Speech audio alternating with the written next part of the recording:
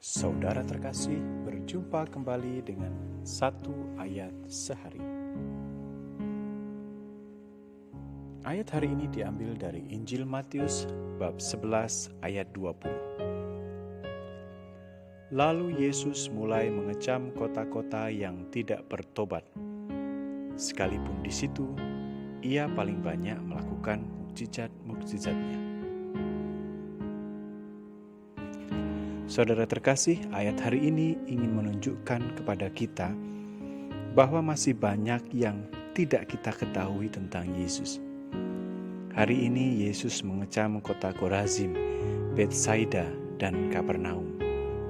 Dan kita memang harus sangat berhati-hati menafsirkan cara Yesus mengecam.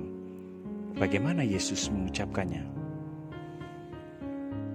Kata Yunani celakalah yang digunakan dalam perikopa secara keseluruhan, mengungkapkan rasa kasihan, rasa penuh kesedihan, tetapi sekaligus juga kemarahan.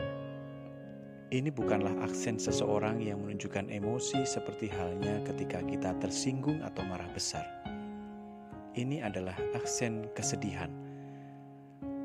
Aksen dari seseorang yang menawarkan hal paling berharga di dalam dunia, tetapi ternyata diabaikan, dicuekin. Jadi apa sebenarnya dosa Korazim, dosa Betsaida, dan dosa Kapernaum? Kenapa dosa mereka lebih buruk daripada Tirus dan Sidon, daripada dosa Sodom dan Gomora? Tentu saja ini adalah dosa yang serius. Yang pertama, orang Galilea adalah orang-orang terpilih yang selama ini melihat dan mendengar Yesus. Galilea mempunyai kesempatan untuk mengetahui hal besar yang ia lakukan, untuk tahu tentang mukjizat-mukjizat yang dilakukan. Tetapi ternyata orang-orang Galilea melupakan tanggung jawab mereka.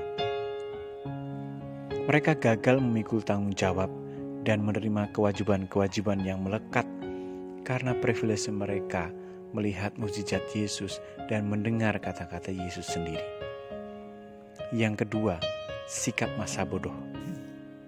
Orang Galilea tidak menyalibkan dia, tetapi mereka mengabaikan Yesus.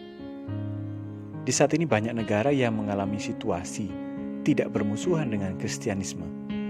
Tidak ada kekerasan, tetapi sikap masa bodoh itulah yang justru menghancurkan agama-agama Kristen di beberapa negara. Yang ketiga, orang Galilea berhadapan dengan kebenaran besar, tetapi mereka tidak melakukan apa-apa. Seolah-olah kebenaran itu hanya omong kosong, dan mereka sama sekali tidak melakukan banyak hal sesuai dengan apa yang diperintahkan oleh Yesus. Saudara terkasih, hari ini Yesus menantang kita untuk melihat ke dalam hati kita dan bertanya, bagaimana aku menanggapi harta kekayaan besar yang telah diberikan Kristus kepadaku?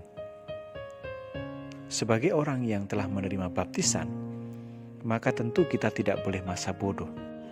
Kita tidak mungkin tidak melakukan apa-apa atau bahkan melupakan tanggung jawab baptisan kita.